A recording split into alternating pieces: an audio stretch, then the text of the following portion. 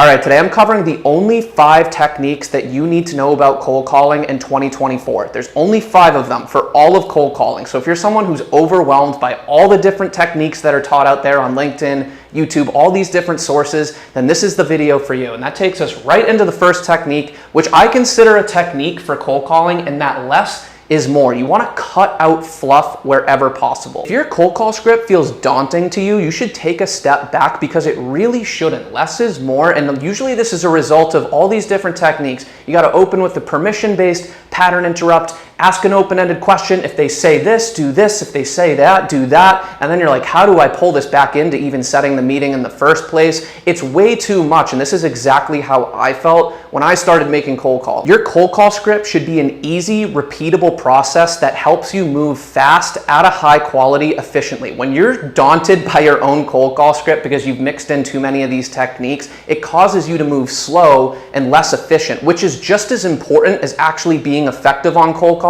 is how quickly you can be effective on cold calls and give yourself more shots on net. So I preach an easy, repeatable structure, which we'll talk about later in the video, that's simple, so you don't have to think that hard every time you pick up the phone, and your script for one person should be mostly the same for the very next person that you dial. The next technique to keep in mind, and this is something I always have to remind new SDRs and something I wish I was taught when I was new, is that you're selling time on these cold calls. You're not selling your whole company's value proposition. This is another thing that slows people down, is they feel like they have to do 30 minutes of research on the prospect's LinkedIn and understand who they are, where they work, and understand how their company aligns to that.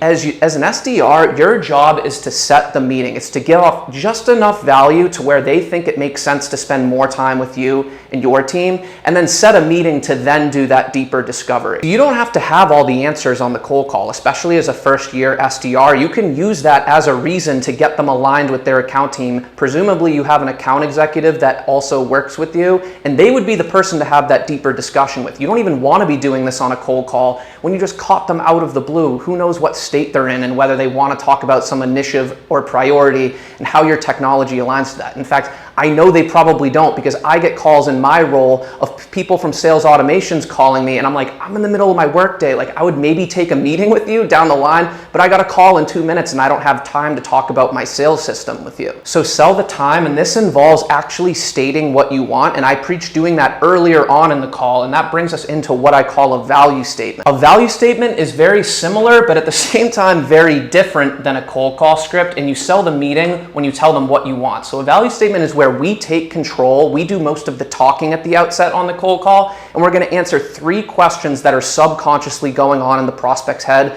When you called them, they answered, they realized, I don't know this person, wasn't expecting this call, what's this about? You need to tell them who you are, why you're calling, and what you want. Think about if you were to pick up a random cold call. Those were the 3 questions you would need answered to get you to drop that defensive guard. And this is exactly what gets them to drop that defensive guard, where they're pushing you off the phone immediately on the call, and it's so hard to overcome that. It's because you haven't thoroughly answered these questions yet. I'll link to a video where I go in depth on my value statement framework. You should definitely check that out because it's too much to go into on this video, but it also applies the same principle that less is more and you're selling time. The who you are should only be 1 line. The why you're calling should maybe be 1 or 2 lines. That's how you can help them. What priorities do you solve and how do you solve them? That's it. And then you state what you want, that you're looking for time on their calendar, and propose a couple dates. Now you have a shot on net and you're selling the meeting. You're not selling your whole value proposition. One other thing about the value statement I'll point out is that notice how I haven't asked any questions yet. A lot of training says you want to ask open-ended qualifying questions and begin peeling back the onion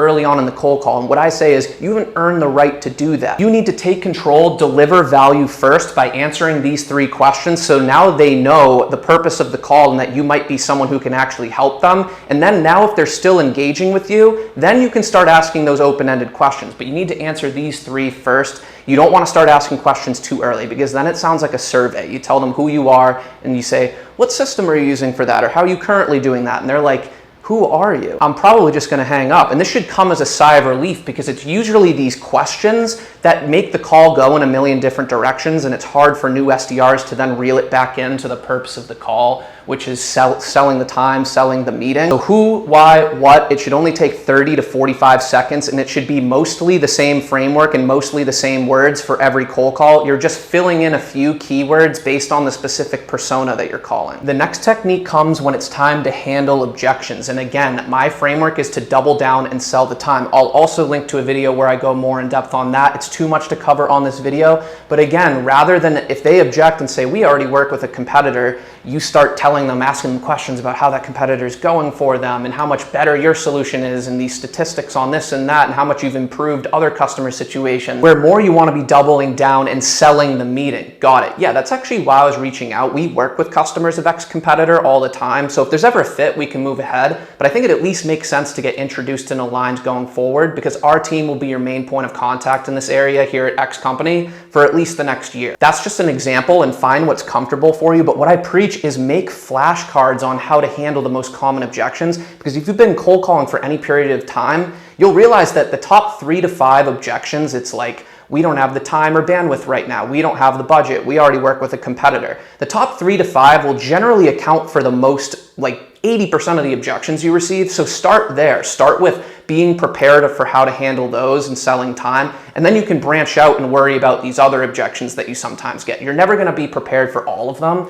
But it shocks me that, think about school. Like, people used to make flashcards for vocab tests or biology tests, and you'd spend hours making these things and memorizing them. But when it comes to your full-time profession, people don't make flashcards for simple things like this. And this is how you generate income. So I'm like, it's a lot easier to make flashcards for handling objections than it was for like a biology test. So just start with the most common 3 to 5, get those down, and then branch out. And then the last technique is to measure your results. And because we kept it simple, less is more, we sold time, it's really easy to track this in an Excel spreadsheet. I'm actually guilty. I need to start doing this more again. I did this a lot when I was a new SDR and a new account executive, but it's really helpful, and it makes cold calling start to feel like a game, and it really helps you stop taking cold calls so personally, because literally all you're doing is logging outcomes in a spreadsheet. And what I mean by outcomes is that once you deliver a value statement, once you tell them, here's who I am, here's why I'm calling, I'm actually looking more to set up some time next week, are you free on Wednesday or Thursday?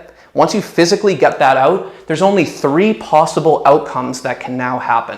They can either say, yes, I'm free, let's book the meeting. That's best case, doesn't always happen, but that's one outcome. Yes. The other could be, nope, I'm good, click, hard no, there's not much you can do about that. And then the only other outcome is an objection or a question, which I also put in the objection box.